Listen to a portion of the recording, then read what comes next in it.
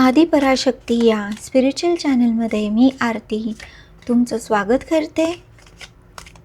हे 24 आवर्सचं तुमचं रीडिंग आहे. नेक्स्ट तुमचे 24 तास कशी एनर्जी राहील ह्याचं हे थोडंसं आपण मागोवा घेतो आहोत आणि काय सल्ला आणि काय प्रिकॉशन्स तुम्हाला घ्यायचे किंवा घ्यावे लागतील याबद्दल आपण माहिती घेणार आहोत.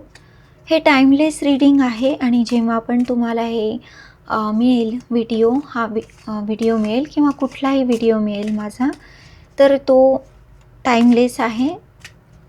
त्यामध्ये तुमच्यासाठी नक्कीच काही ना काही मेसेज असणार आहे. ठीक आहे, आपण प्रेयर करूया. हे दैवी शक्ती, या टॅरो कार्ड्सला शुद्ध आणि सक्रिय कर. फक्त सत्य, स्पष्टता आणि योग्य मार्गदर्शन मिळू दे. ही रीडिंग सर्वोच्च हितासाठी असू दे. ही रीडिंग योग्य वेळी योग्य लोकांपर्यंत पोहोचू दे.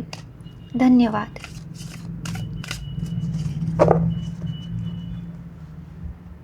चला तर बघूया की स्वामी आपल्याला काय सांगतायत.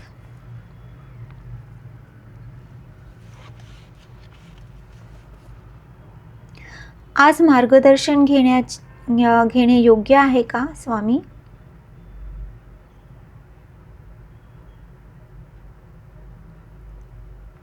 या वाचनाशी जुळणाऱ्या प्रेक्षकांसाठी सामूहिक मार्गदर्शन शेअर करणे योग्य आहे का?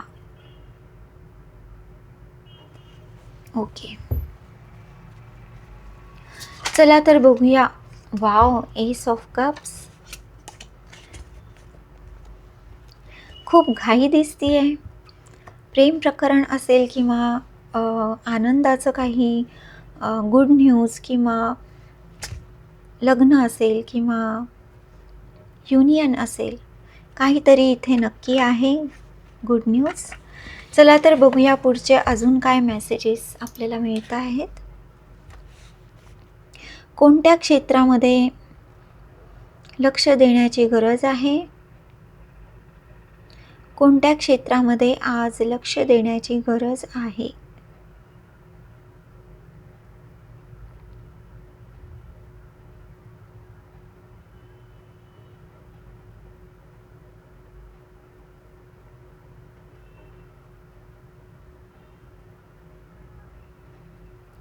बाउंड्रीज आणि सीमा.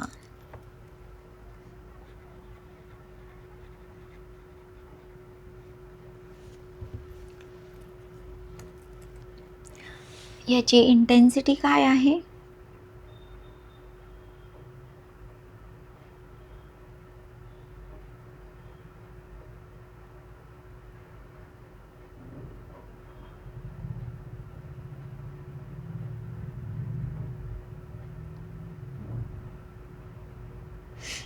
– 55%.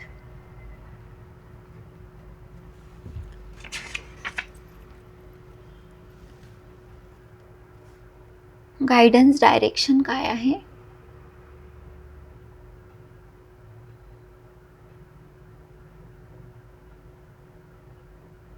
गायडन्स डायरेक्शन काय आहे?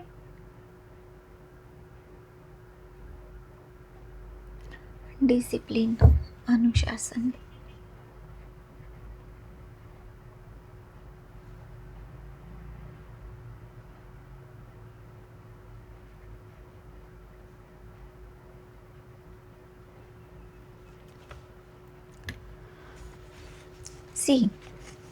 इथे तुम्हाला आहे ना खूपच मजेशीर गोष्ट सांगितली जात आहे. 24 आवर्स तुमचं पुढचे 24 तास कसे राहणार आहे. तर कोणीतरी तुम्हाला प्रपोज करू शकतं किंवा तुम्ही कोणाला तरी प्रपोज करू शकाल किंवा तुमच्या मनात कोणाच्या विषयी प्रेमाची भावना आहे, त्याबद्दल तुम्ही विचार करता आहात ते व्यक्त करण्यासाठी. तर इथे ना तुम्हाला बाउंड्रीज पाळणं खूप गरजेचं आहे, म्हणजे मर्यादा. तुमची असेल किंवा पुढच्या व्यक्तीची असेल, मर्यादाचं पालन करणं खूप गरजेचं आहे चांगले रिलेशनशिप मेंटेन करण्यासाठी.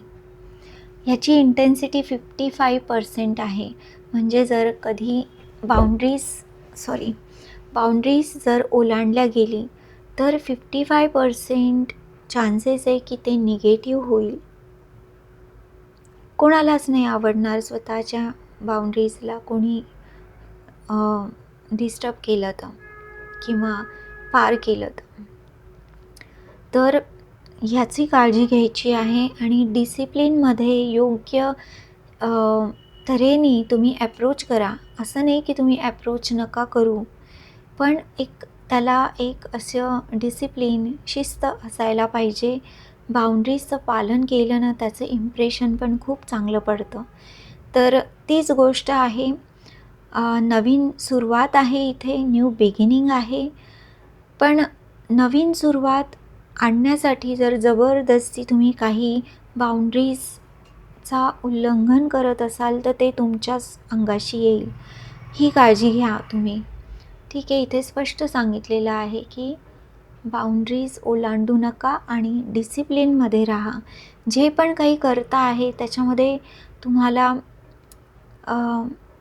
खूप आनंद देऊन जाणारी ही गोष्ट आहे, पण दुसऱ्यांना दुःखी करू नका. हा एक मेसेज खूप चांगला इथे निघून आलेला आहे. आणि होप हे रीडिंग तुम्हाला आवडलं असेल. आणि आवडलं असेल तर प्लीज लाईक, शेअर, कमेंट आणि सबस्क्राईब करायला विसरू नका. परत भेटूया दुसऱ्या दिवशी आणि नवीन एनर्जीसहित. तोपर्यंत खुश रहा आणि काळजी घ्या.